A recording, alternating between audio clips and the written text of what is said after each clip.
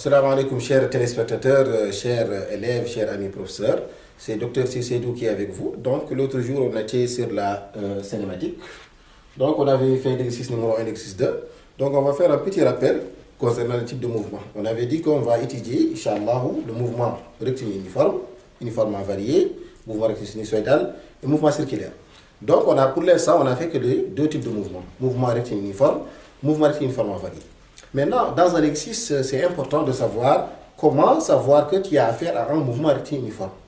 Donc, si l'exercice te dit que la vitesse est égale à une constante, donc là, automatiquement, il faut savoir que tu as affaire à un mouvement rectiligne uniforme. Ok. Et son équation horaire, vous savez très bien, x égale à v0t plus x 0. Ok. Maintenant, concernant le mouvement rectiligne uniformément varié, quand il y a une accélération est égale à une constante, ce qui signifie que la vitesse ne sera pas constante. Quand tu montes dans une voiture, tu accélères, automatiquement, la vitesse va changer. Donc, raison pour laquelle on dit que c'est un mouvement rectiligne uniformément varié. La vitesse va varier au cours du temps. Ok. Maintenant, on avait parlé des équations horaires. Donc, l'équation horaire du mouvement, on a x égale à quoi? 1 demi de at carré plus v0t plus x0. On a aussi l'équation de vitesse v égale à at plus v0. On a la relation indépendante du temps, v final au carré moins v initial au carré égale à 2a multiplié par la distance. Ok. Maintenant, ce sont des points très essentiels qu'il faut bien sûr retenir pour faire un exercice. Alors, on va continuer sur l'exercice numéro 3, mes chers élèves. Alors, on va lire l'exercice numéro 3. Exercice 3. Donc, on étudie le mouvement d'un mobile ponctuel M sur l'axe OI. Donc, vous voyez très bien qu'on est sur une droite. Ses caractéristiques sont les suivantes. Accélération A est égale à 4 mètres par seconde moins 2.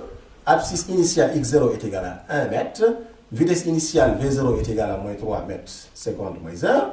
Donc, la première question qu'on vous demande, quelle est la nature de ce mouvement? Donc, c'est ce que je vous disais, mes chers élèves. Donc, là, automatiquement, tu sais, tu as affaire à quel type de mouvement. Est-ce que c'est un mouvement rectiligne uniforme ou un mouvement rectiligne uniformément varié? Donc, il y a des choses dans l'exercice, il y a des données dans l'exercice qui te montrent que c'est quel type de mouvement. On t'a dit l'accélération ici est égale à 4 mètres par seconde, ce qui implique que automatiquement on a un mouvement rectiligne uniforme. Donc, la solution, j'ai dit ici, la première question, la nature du mouvement. Ok, on reformule la question, mes chers élèves. Donc, comme que A est égal à une constante, ici, 4 mètres par seconde moins 2, donc le mouvement est rectiligne uniformément varié. Donc, la réponse, elle est très simple. Ok? C'est très simple. Ok, maintenant la deuxième question, donc la réponse de la première question, le mouvement est uniformément varié. Pourquoi? Parce que l'accélération est égale à une constante. Ok, si l'accélération est égale à 0, là, on va voir la vitesse constante, là, le mouvement est uniforme. Ok, alors, on continue. La deuxième question, qu'est-ce qu'on vous dit? Écris les expressions des vecteurs accélération, vitesse et position en fonction des abscisses x et t du point M. Ok, alors, il y a les expressions des vecteurs accélération et vitesse et position. Maintenant, vous avez l'expression, on est sur une droite, A vecteur égale à AXI. Bon, AXI, c'est la dérivée seconde, ok? Et I. Donc, XI, X2.I. Donc, c'est ce qu'on a. Vous pouvez prendre cette expression, comme vous pouvez prendre cette expression. Ça veut dire que le vecteur OM, on a dérivé ça deux fois. La vitesse égale à VXI, qui est égale à X point I, vecteur. Ok? Point I, ça veut dire quoi? Ça veut dire qu'on a dérivé une dérivée primaire. Là, c'est une dérivée seconde. Alors, et OM égale à quoi? XI, vecteur. Donc, si on était dans un plan, on aurait pu quand même introduire le J. Mais ce n'est pas le cas. Donc là, on est sur une droite, mes chers élèves. Alors, bismillah, pour la troisième question, mais là, les deux questions sont faciles. Vous vous rendez compte? Alors là, écrire les équations horaires ici du mouvement et représenter graphiquement ici xt, vt et at. Donc, les équations horaires. La troisième question, les équations horaires du mouvement, sachant que le mouvement est rectiligne uniformément varié, on ne peut pas dire x égale à v0t plus x0. Mais ça, c'est un mouvement rectiligne uniforme, mes chers élèves. Donc là, si tu fais ça, tu passes à côté. Je vous ai dit que ça. Sachant que le mouvement est rectiligne uniformément varié, qu'est-ce qu'on fait? X de t égale à quoi? 1 demi de at carré plus v0t plus x0. Or, à l'instant t égale à 0, on a v0 égale à quoi? 3 mètres par seconde. Ok. Et x0 égale à 1 mètre. Et l'accélération, on sait très bien, égale à 4. Donc, ici, on remplace l'accélération par son expression, 4, par sa valeur plutôt, 4 divisé par 2, on obtient 2. Donc, c'est 2t carré. Et V0, on avait dit que c'est ici. Donc là, V0 est égal à moins 3. OK? Égal à moins 3. Donc, on aura moins 3t plus 1. OK? Donc, voilà l'équation horaire du mouvement xt égale à quoi? 2t carré moins 3t plus 1. Alors, maintenant, l'équation de vitesse, ici, v égale à quoi? V de t égale à quoi? At plus V0. OK? Et A, vous savez très bien, est égal à 4. Donc, c'est 4t moins 3. Je pense que c'est simple. C'est ce que vous avez demandé. OK? Donc, là, la représentation de Vt et At, vous savez très bien, mathématiquement, là, c'est une équation de droite. OK? C'est une fonction, on peut dire, une application affine qui ne passera pas par l'origine du repère. Je dis bien qu'il ne passera pas par l'origine du repère. OK? Alors, vous avez 4t moins 3, donc vous avez là, ça est là, la droite, c'est une équation de droite, ok? Mais ici, pour AT, vous savez, là, c'est une droite constante. Parce que l'accélération est égale à une constante, comme je vous ai dit ici, dès le début. Si l'accélération est égale à une constante, vous allez voir que la vitesse va changer au cours du mouvement. Ok? Donc, là, vous avez la réponse de la question numéro 3. Ok? Maintenant, mes chers élèves, on continue. La question numéro 4. Déterminer les dates auxquelles le mobile passe à l'origine O. Déterminer les dates auxquelles le mobile passe par l'origine. Alors, maintenant, comme je vous l'ai dit, en physique, tout est important. Passe par l'origine, ça signifie beaucoup de choses. OK? Alors, ici, la réponse, regardez, numéro 4, date de où le mobile passe par l'origine. Donc, vous avez quoi? L'équation, vous prenez l'équation horaire, ok? X de t est égal à 2t moins 3, 2t, moins 3t, bien sûr, moins 3t plus 1, et vous posez ça égal à 0. Quand il passe par l'origine, x sera égal à 0, mes chers élèves. D'où, ici, bien sûr, on va calculer delta qui est égal à b au carré, moins 4 à c. Ok? Donc, en calculant delta, ici, t1, vous allez trouver 0,5, et t2 est égal à 1 seconde. Ok, donc là, la question c'était quoi? Déterminer les dates auxquelles le mobile passe à l'origine du repère. Donc ici, T1, on aura est égal à 0,5 et T2 est égal à 1 seconde. Je pense qu'il n'y a pas un élève qui fait la terminale qui ne peut pas calculer quand même delta. Maintenant, à T1 est égal à 0,5.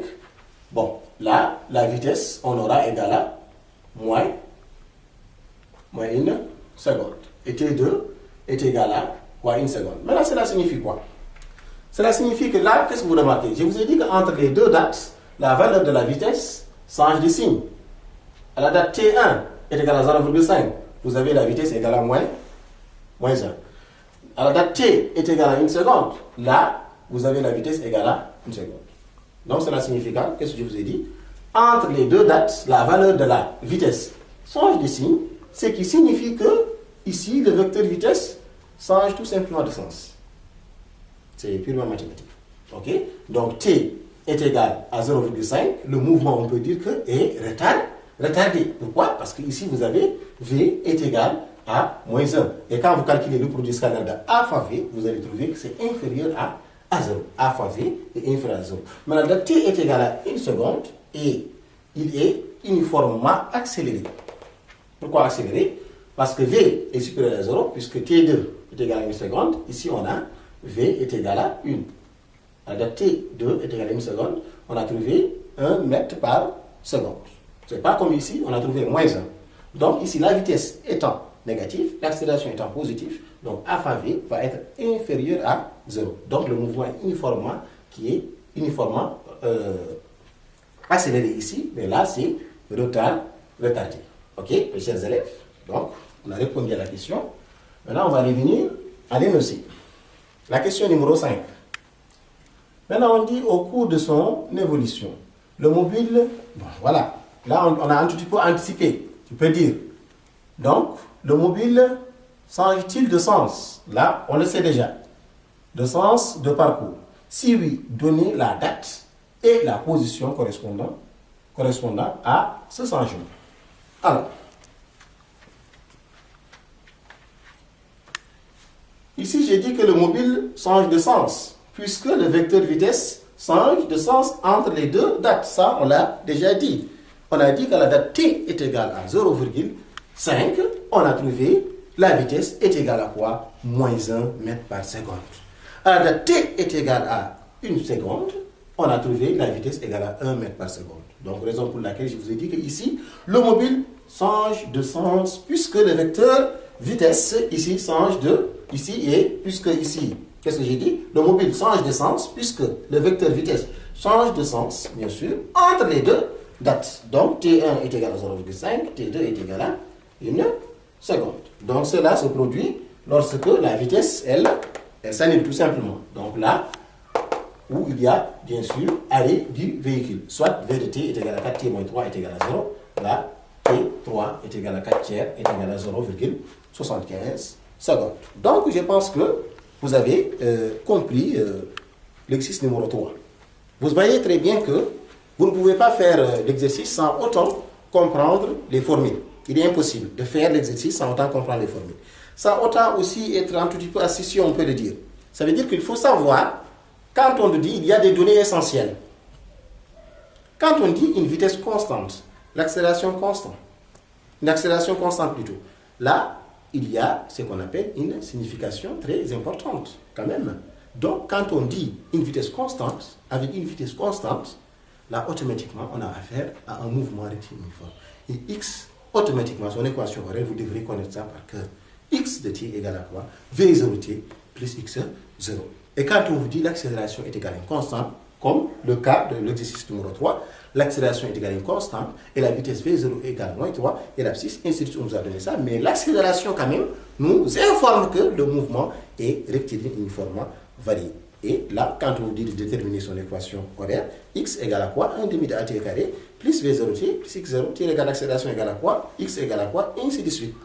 Et quand on demande l'équation de vitesse, V égale à quoi? Est égal à AT plus V0. Et tu regardes en fonction de l'exercice. Qu'est-ce que l'exercice te donne? Ok. Bon, on peut te dire les instants, ainsi de suite. Ok. Mais c'est ça l'essentiel. Ok. Donc, mes chers élèves, on se donne rendez-vous. C'est l'exercice numéro 4, Inch'Allah. C'est là. Donc, on passe à l'exercice numéro 4. Donc, on va passer la lecture. Donc, l'exercice 3, on l'avait fini. Donc, l'exercice numéro 4. Donc, un élève en retard court derrière un bus à la vitesse constante de 8 mètres par seconde. Donc là, comme je vous l'ai dit, il y a des données à l'exercice, ça nous informe il s'agit de quel type de mouvement. Ok. Maintenant, le bus démarre avec une accélération constante. Ça aussi, ça nous informe. Il s'agit de quel type de mouvement. A est égal à 0,5 mètres seconde moins 2. Alors que l'élève se trouve à 120 mètres de lui. Ça veut dire du bus. La première question, l'élève rattrapera-t-il le bus? C'est ça la première question. Est-ce qu'il pourra rattraper le bus ou pas? Alors, maintenant la condition ici pour que l'élève rattrape le bus, il faut que l'abscisse de l'élève soit égale à l'abscisse du bus. Et c'est une évidence. Ok. Maintenant, on légalise de 2. Je vous ai dit ça à travers l'exercice numéro 1 et l'exercice 2. Si x1 égale à x2, bon, x élève égale à x bis, ça veut dire son équation horaire égale à l'équation horaire du bis, et on calcule le delta. Quand on trouve une solution, cela signifie qu'à un moment donné, l'élève rattrapera le bus. Ok? Et dans le cas échéant, s'il n'y a pas de solution dans R, on dira que, s'il n'y a pas de solution dans l'équation, on dira que tout simplement, l'élève ne rattrapera pas le bus. Et ça, on l'a déjà fait. Bon, on va voir. Donc là, j'ai bien détaillé ça ici. Donc l'étude du mouvement de l'élève. Ok? Maintenant, je vous ai dit que ici, le mouvement est rectiligne uniforme. Pourquoi? Qu'est-ce qui m'a permis de dire que le mouvement est rectiligne uniforme? Pourquoi? Parce que j'ai une accélération là-bas égale à 0. Dans l'exercice, l'accélération à élève égale à 0. Et sa vitesse V, on a dit, égale à une constante. On l'a déjà dit. On a dit un élève en retard court derrière un bus à la vitesse constante de 8 mètres par seconde. Donc, la vitesse, elle est constante, l'accélération égale à 0. Donc, son équation horaire, x, ça sera égal à Vt plus x0. Ok? x0 égale x0' égale à moins 120 mètres. Pourquoi moins 120 mètres? Pourquoi j'ai mis ici moins 120 mètres et dans l'exercice c'est 120? Parce que tout simplement, l'élève se trouve derrière le bus et le départ du bus est pris comme origine. Ok. Donc, et la vitesse est égale à 8 mètres. Donc là, ça devient facile. X élève, ça veut dire son équation est égale à 8t, puisque c'est V0t, moins 120. Ok. Bon, si l'élève était devant le bus, on allait dire plus 120. Ok. Donc, on va faire l'étude du mouvement du bus aussi. Alors, j'ai dit que le mouvement est uniformément varié ici. Pourquoi je l'ai dit? Ce qui m'a permis de dire que le mouvement est uniformément varié, c'est très simple. Ici, puisque l'accélération est égale à une constante, donc le mouvement est uniformément varié. Et son équation de vitesse V égale à AT plus V0. Son équation horaire X égale à 1 demi de AT carré plus V0t plus X0. Ok. Et son équation horaire ici, en déterminant, en calculant X bis, on obtient 1 quart de T carré, puisque l'accélération ici égale à 1 égale à 0,5. Ok. Donc on obtient ici 1 quart T au carré. Donc l'élève, on n'a pas encore répondu à la question, on a fait qu'établir les deux équations. L'équation horaire de l'élève et celle du bus. Donc l'élève rattrapera le bus si x élève égale à x bus. C'est ça la condition sine qua non. Alors le 1 quart de t carré, ça veut dire x bus, est égal à 8t moins 120. Ça veut dire x élève. Et là, on obtient le 1 quart t carré moins 8t plus 120 est égal à 0. Et delta, on trouve moins 56. En mathématiques, vous dites, bien sûr, ici, il n'y a pas de solution. C'est ce qu'on dit. C'est ce que j'ai écrit. L'équation n'a pas de solution, mais ce qui signifie que tout simplement, en physique, que l'élève ne rattrapera pas le bus. Je vous ai dit que l'autre jour, mathématiques et la physique-chimie sont vraiment liées. Bien évidemment, les mathématiques sont en haut, sont là. Alors, donc là, l'élève ne rattrapera pas le bus. Donc, je l'explique même à Hassania. Donc, les deux équations x élève et x bus, donc là, x élève égale à x bus, nous calculons delta, et je parle de delta inférieur à 0, mais il n'y a pas de solution dans R, il n'y a pas de solution, l'équation n'a pas de solution, chez nous, en physique. En physique, l'élève, mais il y a de bus, non, il ne pourra pas rattraper le bus. Tout simplement. Donc, l'équation, en mathématiques, il n'y a pas de solution. En de physique. Chez nous, il ne va pas le rattraper. Il y a quand l'équation, on a delta supérieur à 0, deux solutions distinctes, x1, x2, t1, t2 va plutôt. Ça veut dire qu'à un moment donné, il va le rattraper. À quel instant ça? Là, on peut le calculer. C'est la même chose. Alors, on continue, mes chers élèves. 2 ici, donc ce sont des choses que vous faites dans la vie courante. À chaque fois, il y a le bus qui est devant vous et vous courez et ainsi de suite. Ok? Et là, on est en train d'appliquer ça. Bismillah. Maintenant, la deuxième question, qu'est-ce qu'on vous dit? Quelle devrait être, à l'instant du démarrage du bus, la distance maximale qui sépare de l'élève pour que celui-ci le rattrape? Donc, là, on veut déterminer la distance maximale. Puisque l'élève ne rattrapera pas le bus, on veut savoir la distance maximale de ses parents. Ça veut dire séparant les deux, le bus et l'élève. C'est ce qu'on veut savoir.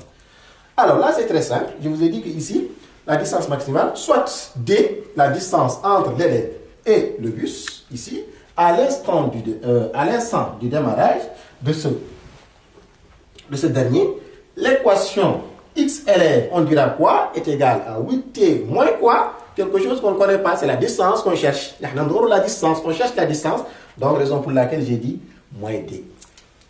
Ok, on ne connaît pas la distance ici. On veut savoir la distance maximale, moins d. Ok, donc l'élève rattrapera le bus, on l'avait dit, si et seulement si x élève égale à x bus. Soit on aura 1 quart de t carré moins 8t plus d. On va le transposer. Ok, ce n'est plus 200 ici. Ok, là on va calculer delta. On va trouver 64 moins d. Ok, donc pour que l'élève rattrape le bus, il faut que delta soit supérieur ou égal à 0. On l'avait dit. Pour que delta supérieur ou égal à 0. Le delta est inférieur à 0, il ne va pas le rattraper. La distance, on veut savoir la distance maximale. Donc, pour que le rattrape le bus, il faut que delta soit supérieur ou égal à 0. Ce qui équivaut à dire que D est inférieur à 64, soit D maximal est égal à 64 mètres. Donc, la distance maximale les séparant l'élève qui est là, et le bus, c'est 64 mètres. C'est clair? 64 mètres, donc il faut qu'il soit vraiment un sportif pour le rattraper. Maintenant, on va voir, ici, c'est très clair. Donc, on continue pour la question 3. La question 3, on vous dit, après 100 mètres de course, 100 mètres de course, le bus s'arrête à un feu rouge. Bon, à un moment donné, vous savez quand même, le bus s'arrête. S'il y a un feu rouge, il est obligé de s'arrêter. Sinon, le Mousskarou qui va, bien sûr, appliquer les lois aussi. S'il brûle les feux rouges, là aussi, on verra des exercices pareils. Parce que parfois, on voit des taxis, bon, pas des taxis, des bus, des voitures, d'une façon générale, qui brûlent les feux rouges. Et là, le Mousskarou est là pour ça, pour faire aussi son travail. Alors, après 100 mètres de course, le bus s'arrête à un feu rouge. Quand il y a un feu rouge, il est obligé de s'arrêter. Donc là, qu'est-ce qu'il y a? 3-1, on dit, pendant combien de temps a-t-il roulé? Pendant combien de temps a-t-il roulé? Mais attention, ici c'est un peu difficile. A-t-il roulé si la phase d'accélération est le 1/4 de la phase d'accélération? Ça c'est un peu, on peut dire c'est un peu difficile. Ok? Maintenant il sera obligé de décélérer bien sûr. Bon, s'il accélère, il va brûler le feu rouge. C'est une évidence. S'il accélère, il va brûler le feu rouge.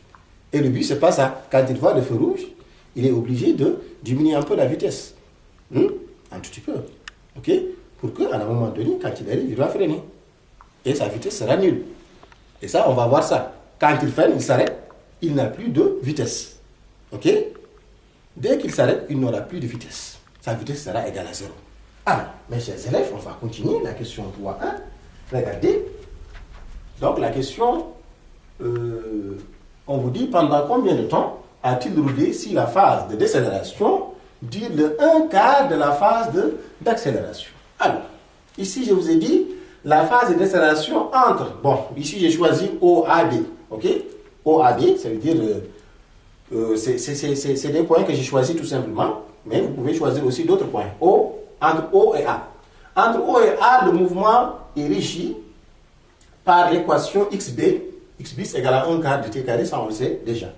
Maintenant, au point A, on a XA égale à 1/4 de T, 1 au carré, et VA est égal à 1/2 de, puisque l'accélération, vous savez, est égale à 0,5, qui est égal à 1/2 de T1.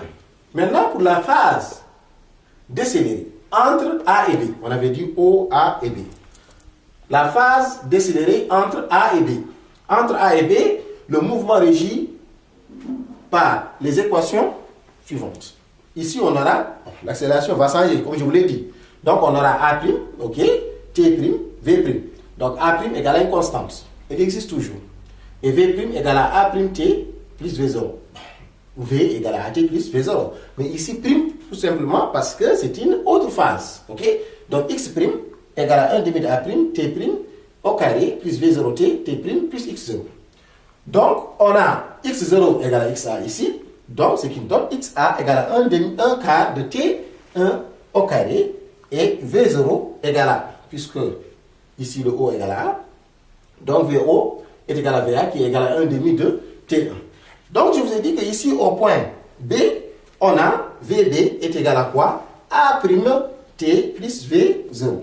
Et XB est égal, bien sûr, je n'ai fait que recopier ça, égal à 1/2 de A', puisque c'est la phase de décélération qu'on a ici. Ok, attention.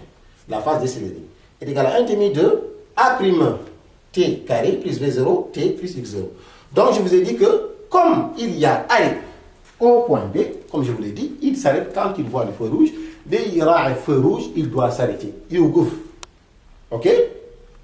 Il doit s'arrêter. Comme il y a arrêt au point B, on a donc VB égale à A' T plus V0 est égal à quoi? 0. Pourquoi égal à 0? Parce que il s'est arrêté. Le chauffeur s'est arrêté. Ok, je pense que je me suis fait comprendre. Donc, dès qu'il y a arrêt, la vitesse est égale à 0. Donc, comme que c'est égal à 0, on va prendre A', t égale à moins V0. Donc là, c'est un tout petit peu mathématique. On va essayer de... Donc, je vous ai dit qu'en remplaçant T2 et V0 par leur valeur, en fonction de T1, attention, regardez, pour me suivre, on obtient A' en facteur de 1 quart de T est égal à moins 1 demi de T. D'où A', on va obtenir moins 2 mètres par seconde au carré. Ok.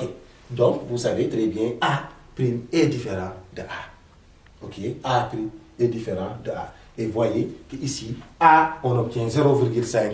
Ici, A' égale à moins 2. Là, c'est décéléré. Là-bas, c'est accéléré. Là, il ne peut pas accélérer. Puisqu'il veut s'arrêter. Quand il accélère, ça n'a pas de sens. Si tu veux t'arrêter, tu ne vas pas accélérer. Eh non, pas du tout.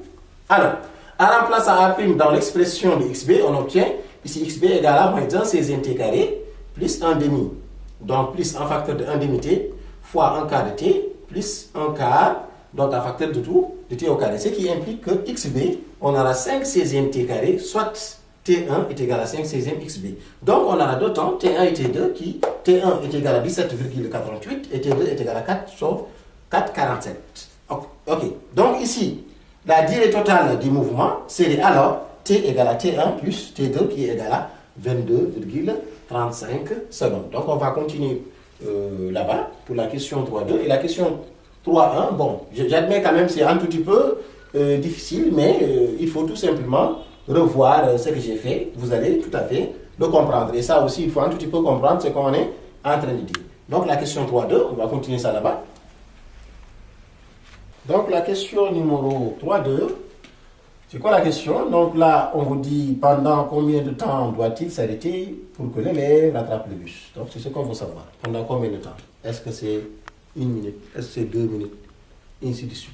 Bon, parce que le feu rouge, quand même, ne durera pas 2 minutes. Ça, on le sait. Ça veut dire qu'il y a des valeurs. Si tu trouves ça, il faut savoir que c'est une erreur. Tu as fait une erreur, tout simplement. Au feu rouge, le transfert pendant 2 minutes, 3 minutes. C'est faux. Le feu rouge, en général, ça dure des secondes. Donc, je vous ai dit ici la durée T' pour que l'élève parcourt la distance 100 mètres est telle que, ici, on a 8T moins 120 égale à 100. Ok? Donc, ce qui implique que, ici, T', on va obtenir ici T' égale à 27,5 secondes. Maintenant, pour que l'élève rattrape le bus, oui. Donc, le bus, pour qu'il rattrape le bus, ici, le bus doit s'arrêter pendant le temps T secondes, qui est égal à T' moins T. T' moins T. Et T secondes plutôt. Donc, T secondes, pendant un temps T secondes, qui est égal à T' moins T. Alors, T' égale à quoi? Égale à 27,5, ce qu'on avait trouvé ici. Et T, on avait trouvé ça, 22,35. Donc, soit T secondes ici égale à quoi? Égale à 5,15 secondes. Donc, le bus doit s'arrêter au bout de quoi? De 5,15 secondes pour que l'élève puisse le rattraper. Donc, c'est ça la réponse de la question. Donc, alhamdoulilah, mes chers élèves, ici, la leçon ou les exercices, ici, touchent à leur fin. Ok. Donc, là, ce n'est pas difficile. Il y a des données qu'il faut tout simplement retenir.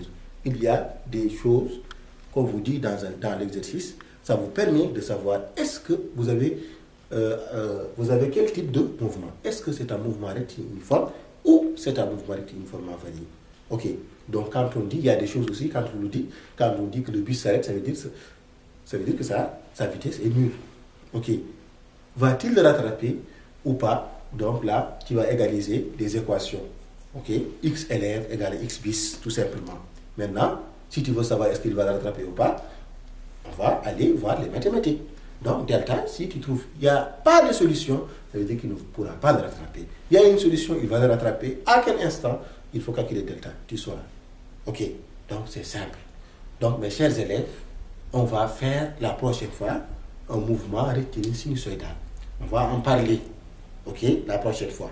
Et mouvement circulaire. Ça aussi, on va le voir, ces types de mouvements. Machallah, on a fait 4 exercices concernant le mouvement rectiligne uniforme. Le mouvement rectiligne uniforme en valide. Donc, mes chers élèves, à la prochaine.